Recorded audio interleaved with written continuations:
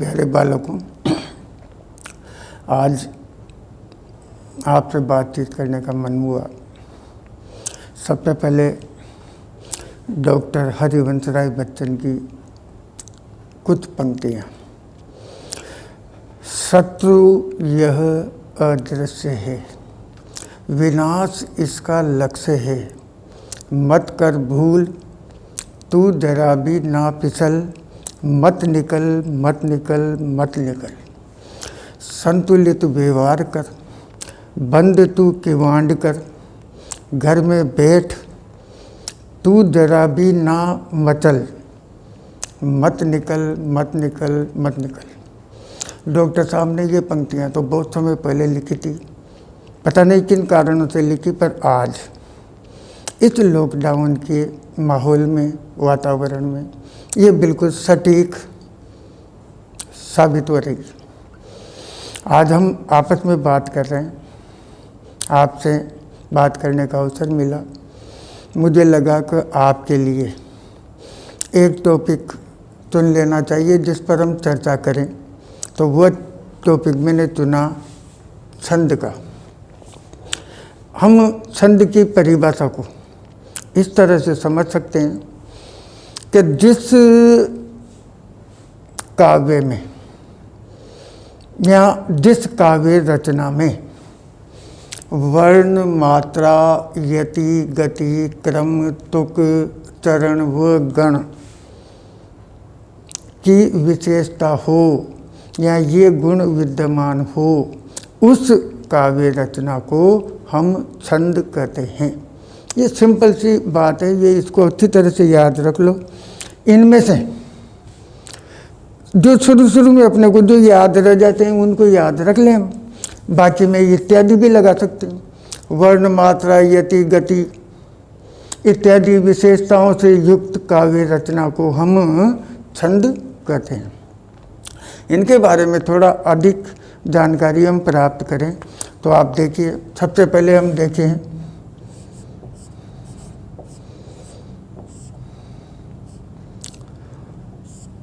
वर्ण को। देखें, जिन स्वर या व्यंजनों में उच्चारण करने में बहुत कम समय लगता है उन्हें हम लघु वर्ण के नाम से जानते हैं। तो यहाँ पर हम ले सकते हैं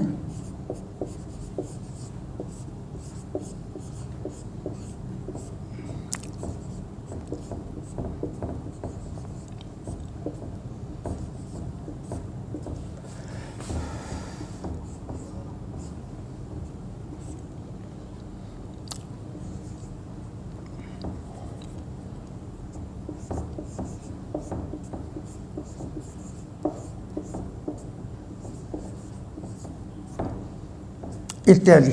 इस तरह से हम लघु वर्ण के अंतर्गत इनको ले लें। इसके बाद आता है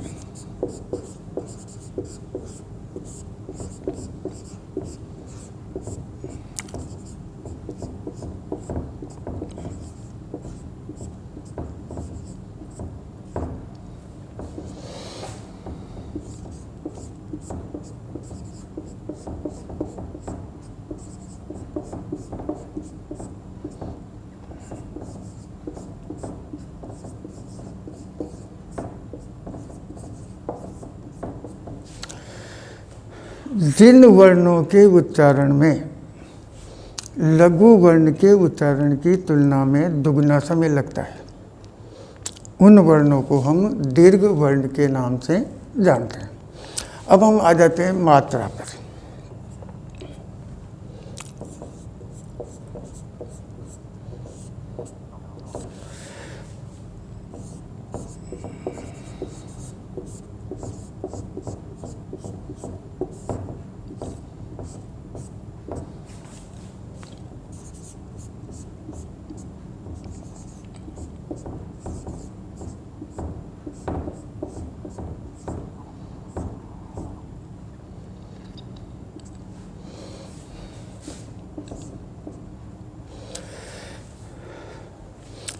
लघु मात्रा को इस चिन्ह से व्यक्त करते हैं, अ, ई, उ।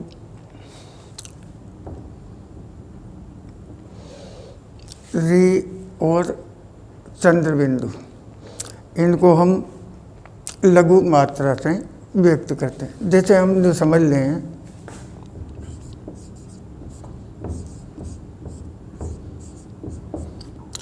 ये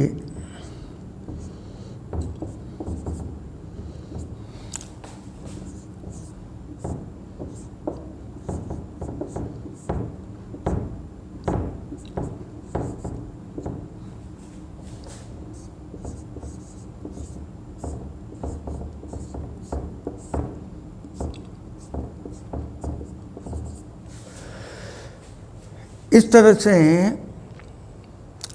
लघु मात्राएं व्यक्त करेंगे हम।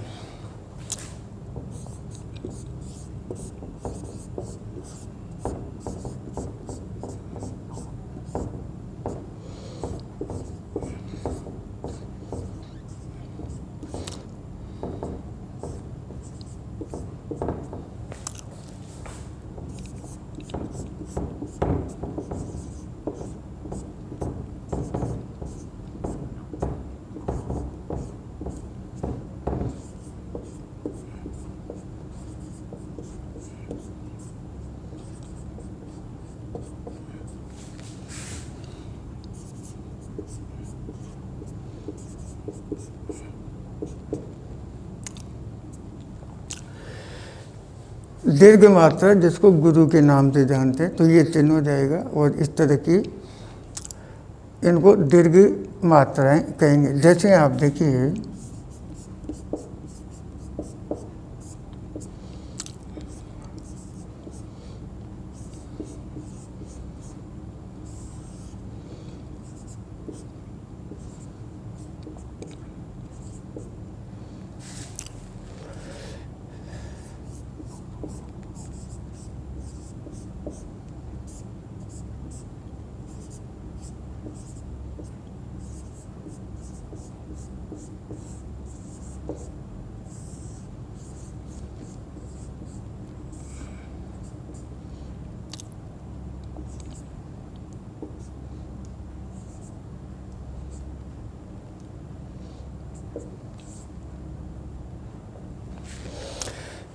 इस तरह। और एक और देखें हम,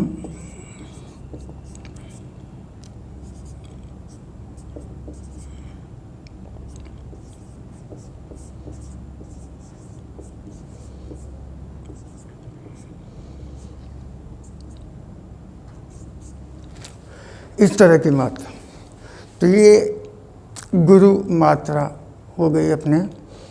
इनको आप आराम से नोट कर सकते हो, समझ सकते हो, सुन सकते हो दोबारा, और अभ्यास कर सकते हो। अब हम आगे देखें,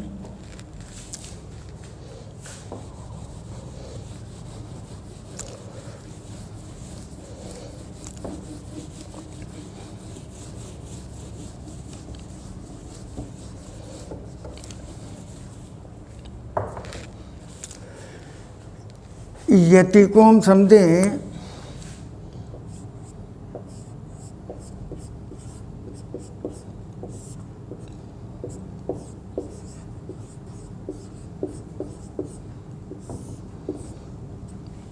ठहराव। आपने समझ सकते हो कि किसी भी कविता की पंक्ति के अंत में जो ठहराव होता है उसे हम यति कहेंगे। अगर पंक्ति में बीच में अल्प विराम वगैरह आ जाता है तो वहाँ पर भी यति हो जाती है। तो जहाँ पर भी थोड़ा सा ठहराव होता है उसे हम यति कहेंगे। इसके बाद आ जाता है अपने, इसे हम समझें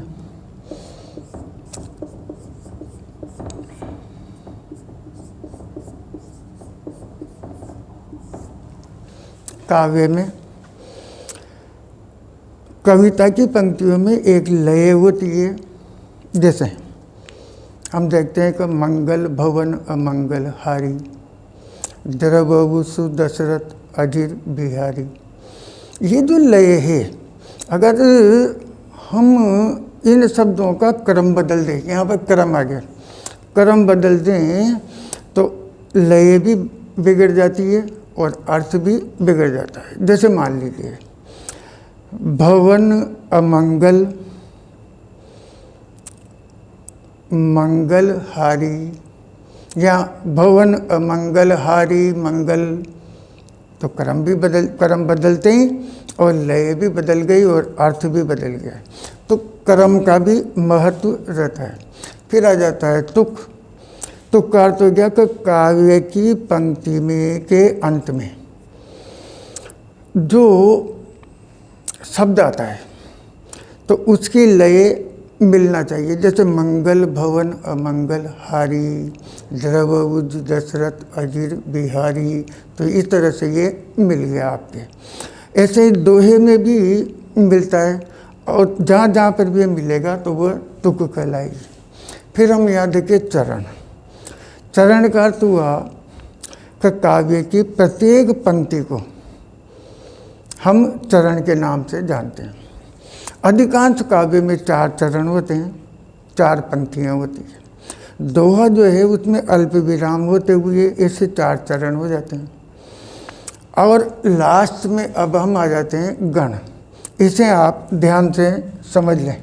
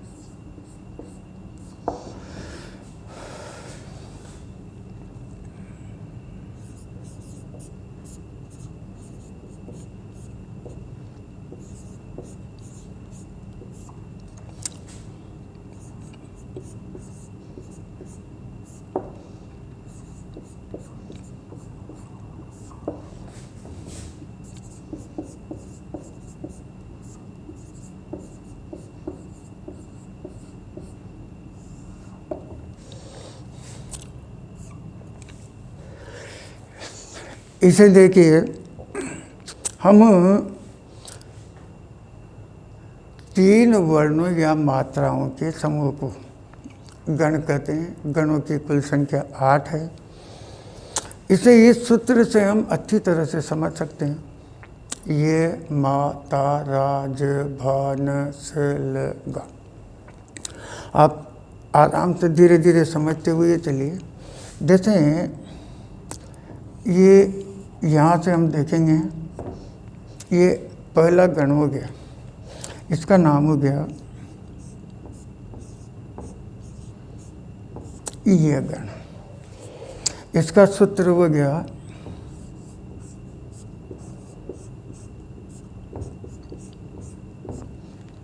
ये मात्रा।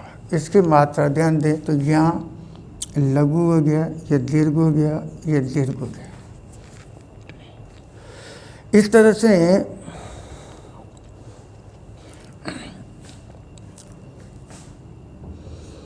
अन्य उदाहरण देखें हम। ये सौदा, ये लघु हो गया, ये दीर्घ हो गया, ये दीर्घ हो गया। अब दूसरा जो गण देखें हम, तो ये यहाँ से देखें, ये और ये 3 समूह हो गए वर्ड। तो इसका आ गया अपने पास म गण, और यहाँ लिखेंगे हम माता। देखिए ये भी, ये गुरु, ये गुरु, ये गुरु। उदाहरण के तौर पर हम देख सकते हैं, जैसे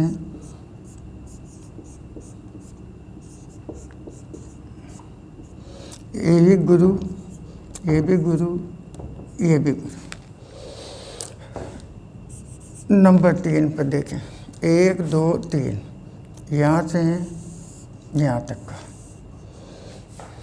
तो त गण हो गई।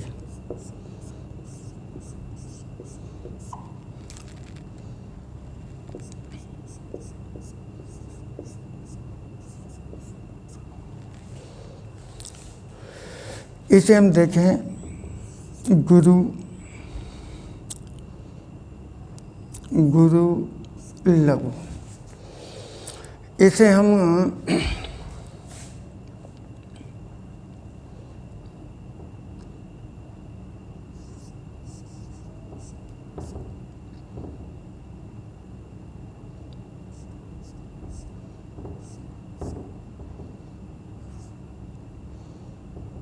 ऐसे ही ले लेते हैं। तो यहाँ ये देखें, ये गुरु हो गया, ये गुरु हो गया, और ये लघु हो गया। नंबर 4 हम देखें, यहाँ से ले लें रा ज बा, तो ये आपके र गण हो गया, रा ज भा, गुरु लघु गुरु। इसको हम देख सकते हैं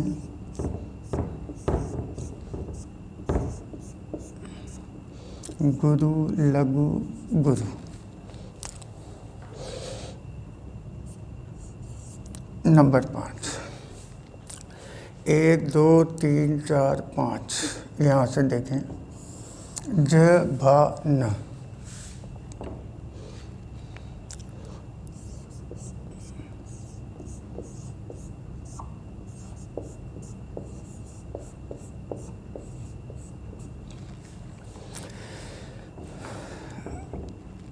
लघु गुरु लघु। यहाँ देखें हम कमान, लघु गुरु लघु। नंबर 6, 1 2 3 4 5 6, ये यहाँ से यहाँ तक।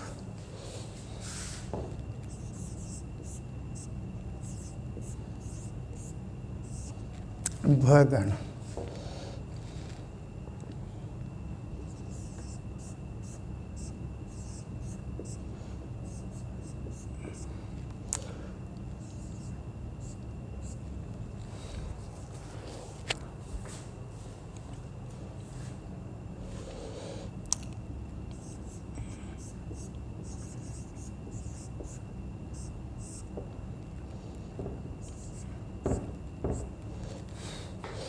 इस तरह से यहाँ तक की स्थिति आ गई अपने। 2 और देखें हम, यहाँ पर देख लेते हैं।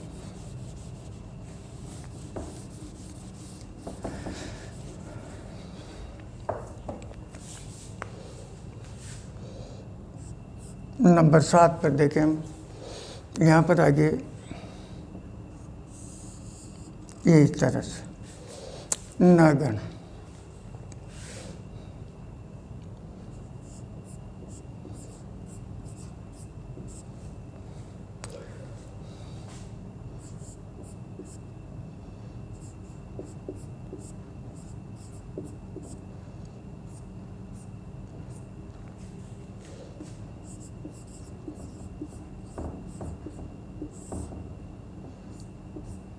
इस तरह से आएगा।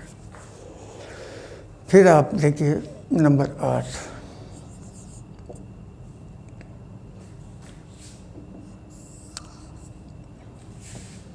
स सगण।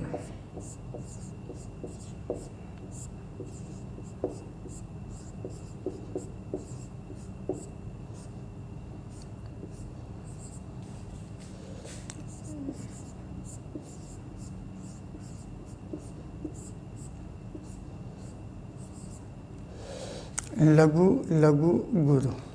इस तरह से ये 8 चरण अपने गण हो जाते हैं।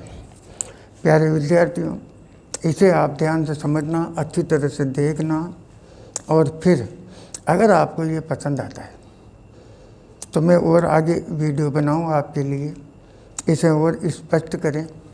छंद कितने प्रकार के होते हैं। अपने पाठ्यक्रम में कुल 8 छंद हैं। उनको हम अलग अलग पढ़ सकते हैं, समझ सकते हैं, याद रख सकते हैं। तो आप इसे 1 बार, 2 बार, 3 बार अच्छी तरह से देखें, नोटबुक में नोट कर लें, समझने का प्रयास करें। अगर कोई दिक्कत हो तो कमेंट भी लिख करके भेजें मेरे पास। अच्छा लगता है तब भी भेजें, ताकि मैं आगे बनाने के लिए प्रेरित हो सकूं। मेरा आपसे अनुरोध है कि ये जो समय मिला है इसमें हम बढ़िया अच्छे से अच्छी तैयारी कर लें, मेहनत करें, अध्ययन करें। जो पेपर अपने बच रहे हैं उनकी तैयारी करें। परीक्षा कभी भी हो, हम हमेशा तैयार रहें परीक्षा के लिए। और लॉकडाउन के नियमों का पालन करते रहें, हाथ धोते रहें, सोशल डिस्टेंसिंग बनाए रखें। बाहर भी जाना पड़े तो सावधानी से जाए, घर आ करके हाथ धोएं और अपना ख्याल रखें, माता पिता का ख्याल रखें, परिवार वालों का ख्याल रखें। और छोटे बहन भाई जो हैं हमारे, उनको भी हम पढ़ाने के कोशिश करें। जो हमें आता है वो उन्हें बताने का अभ्यास करें।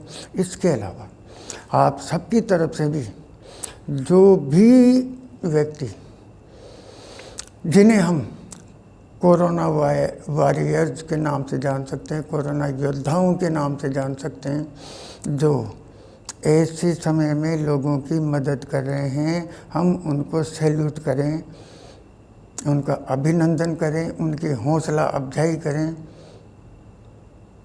और अपना ध्यान रखें। धन्यवाद।